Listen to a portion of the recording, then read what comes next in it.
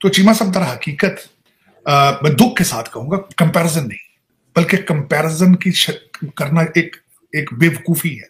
भारत के साथ आपका कंपैरिजन करना बेवकूफी है। मैक्रोन आया हॉल में तो US vice president JD Vance से हाथ मिलाया, सबसे हाथ मिलाया, मोदी जी बराबर में बैठे थे उनसे नहीं मिलाया। ये एडिटेड वीडियो लगाते हैं और इस तरह की इनके पास यही काम रह गया करने को। कि मेरे ख्याल में एशिया का ये पहला प्राइम मिनिस्टर होगा साउथ एशिया का जो किसी आप ये कह लें कि यूरोपीय ममालिक में गया और इसी इतने डेवलप कंट्री में गया और उसका हेड ऑफ द स्टेट उनको रिसीव करने आया, ड्रॉप भी करने गए। रिसीव हिंदुस्तान जो है वो एक बहुत इंपॉर्टेंट कंट्री है और सभी लोग उसके बारे में जानना भी चाहते हैं। और अगर कोई विजिट होता है वहां के प्राइम मिनिस्टर का तो उसको ना सिर्फ ये कि पूरी दुनिया का मीडिया कवर करता है बल्कि पाकिस्तान का मीडिया भी उसको कवर करने की अपनी पूरी कोशिश करता है। कि आपकी 60% पॉपुलेशन इस वक्त 30 इयर्स एज है और तो इस वक्त डिस्कशन हो रही है यूरोप के अंदर। भारत के वजीर आजम नरेंद्र मोदी फ्रांस गए हुए थे और फ्रांस में उन्होंने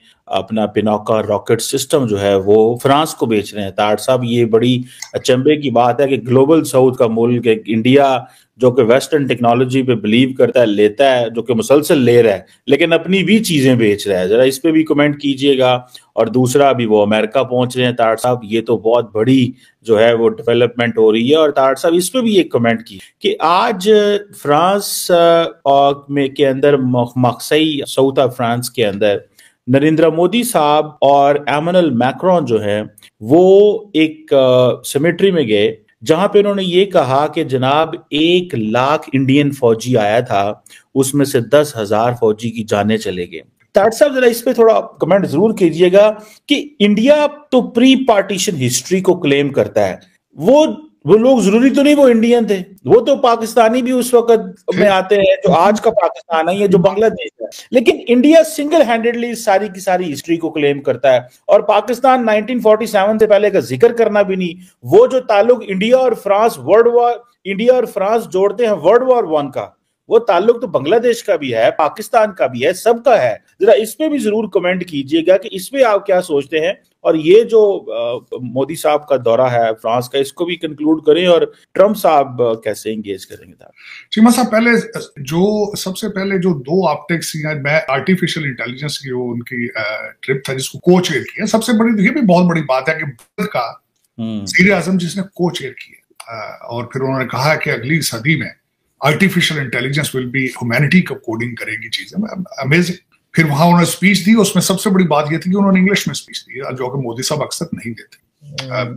हिंदी के अंदर वो अपनी स्पीच देते। दूसरा, जो ऑप्टिक्स वहां से नजर आ रहे थे, मैं वो इसी पे बात करना चाहूंगा, बल्कि उसको अटैच करना चाहूंगा जो आपने बात की उस सेमेटरी के अंदर जाके उन्होंने जो वर्ल्ड वॉर 1 और उसमें अपना हिस्सा जो क्लेम कर रहे हैं हिस्ट्री में, या उनकी अपनी पार्टिसिपेशन बता रहे हैं यूनाइटेड इंडिया की, उसकी वजह है ऑप्टिक्स। तस्वीर, मैंने पहली जो तस्वीर देखी जिसमें मोदी साहब दरमियान में बैठे थे, एक साइड पे मकरान थे और दूसरी साइड पे यूनाइटेड नेशन के सेक्रेटरी जनरल। एक तस्वीर मैंने ये देखी, आप उससे अंदाजा लगाएं उनका को चेयर करना इस समिट को। फिर उसके बाद ये कि दूसरी तस्वीर में बताना चाहूंगा कि हमारे जेडी वाइस बैठे हैं उनके साथ और साथ उषा बैठे हैं उनके साथ।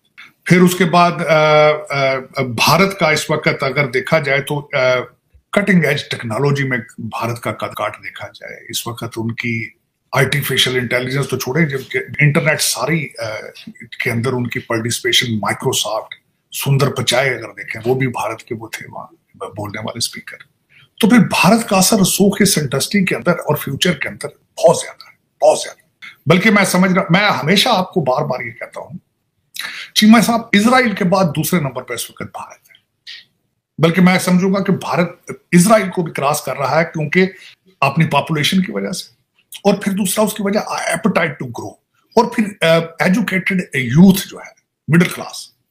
आप क्लेम भारत यहां से चीजें, क्रेडिट भारत लेके जाना चाहता है, आप पाकिस्तान से चोरी करके बाहर भागना चाहते हैं। आपका इस वक्त 22,000 ब्यूरोक्रेट जो है वो डुअल सिटीजन है। और मैं दूसरी अगली बात बताना चाहूंगा, IMF एक थर्ड पार्टी है, वो आके इस वक्त आपको कह रही है कि ग्रेड 17 से लेकर ग्रेड 22 के जो लोग हैं उनके एहसासों की लिस्टें इकट्ठी करें, उसकी रिपोर्टिंग होनी चाहिए।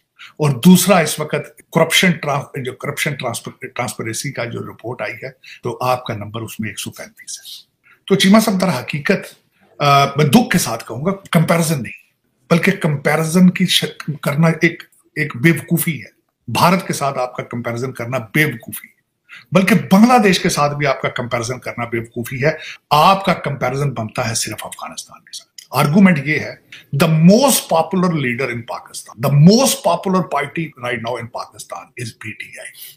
पीटीआई और टीटीपी की बहुत ज्यादा रिसेम्बलेंस है। एजेंडा एक है, रियासत मदीना है, जिहाद है।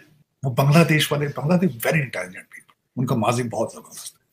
आपकी ख्वाहिश है जिहाद हो, हम जिहाद करें, हम मारे जाएं या मर जाएं। हालांकि ये आपके डीएनए में चीजें मौजूद ही नहीं, खुद फरेबी का शिकार है। मैंने आपको कई दफा कहा है, Pakistan number 1 crisis and issue is identity crisis. आप गौरी नाम रख के ना, तो आप समझते हैं हम गौरी बन गए हैं। इस वक्त अली अमीन गंडापुर साहब गजनवी की मिसाल देकर समझते हैं मैं गजनवी बन चुका हूं, हालांकि आपके डीएनए में ये नहीं। मैं एक छोटी सी मिसाल देना चाहूंगा। आज तक तुमने देखा है कि कोई इस सब कॉन्टिनेंट का बंदा यहां से उठ के गया हो, किसी फॉरेन कंट्री के ऊपर हमला किया हो या उसको उस पर कब्जा करने की कोशिश की है? आज तक नहीं हिस्ट्री में हुआ। आप सिर्फ फॉरेन इन्वेडर साहब के सामने लेटने की सलाहियत रखते हैं, इसके अलावा कुछ नहीं। इसके अलावा कुछ नहीं। चीमा साहब, आर्टिफिशियल इंटेलिजेंस, ये चीजें नाम, ये जो मैं कई दफा कहता हूं सिलिकॉन कर्टन और दूसरी चीजें तो तब आएंगी अगर आप जिन्नात से जान छूटे। आपकी इस वक्त जितनी यूथ है, मैं बड़ी खतरनाक बात है, मैंने कल परसों डीप सीक से पूछा कि what is the future of Pakistan. उसमें से कई चीजें उसने बड़ी खोल के सामने रखी हैं। उन्होंने बड़े पॉलिटिकल करेक्टनेस के लिहाज से जवाब दिया, लेकिन सबसे बड़ा जवाब ये दिया कि आपकी 60% पॉपुलेशन इस वक्त 30 ईयर्स एज है, और मैं गारंटी कर देता हूं उनमें से 90% जो है पीटीआई के सपोर्टर है। पीटीआई का एजेंडा क्या है? तालिबान, अफगानिस्तान, डेस्टिनेशन जिन्नात। तो जिन कौमों के पास जिन हो उनको आर्टिफिशियल इंटेलिजेंस की क्या जरूरत? मैं शर्मिंदगी होती है कि सारा दिन उर्दू में गालियां लिखी।